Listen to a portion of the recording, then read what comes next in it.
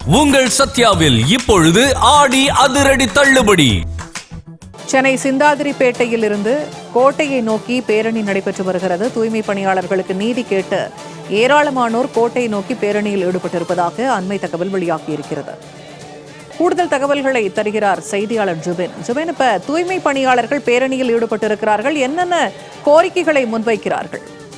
வணக்கம் பூர்ணிமா. சென்னை சிந்தாதிரிப்பேட்டையில் உள்ள சித்ரா திரையங்கம் முதல் கோட்டை வரை உழைப்போர் உரிமை இயக்கம் சார்பாக தூய்மை பணியாளர்களுக்கு நீதி கேட்கும் பேரணி நடைபெற்று வருகிறது.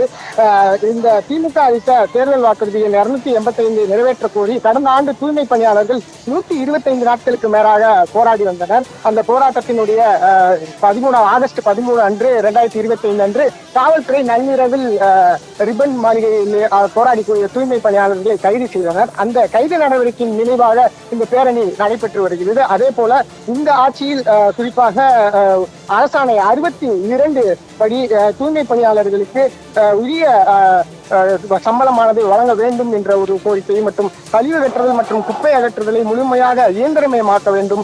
உள்ளாட்சி அமைப்புகளில் அனைத்து வகைப்பட்ட தூய்மை பணியாளர்களுக்கும் இந்த சம்பளமானது வழங்க வேண்டும். அதே தொடர்பாக தொடர் வருடங்களில் 480 நாட்கள் பணிபுரிந்த அனைத்து வகைப்பட்ட தூய்மை பணியாளர்களுக்கும் தூய்மை காவலர்களுக்கும் பணி நிரந்தரம் செய்ய வேண்டும்.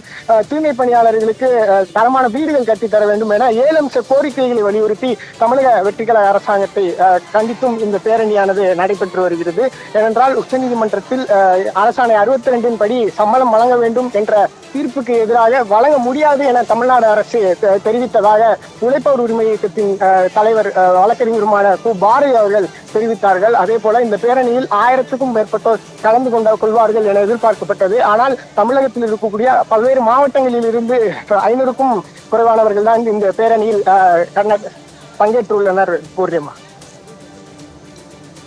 தகவல்களுக்கு நன்றி ஜுபேன்.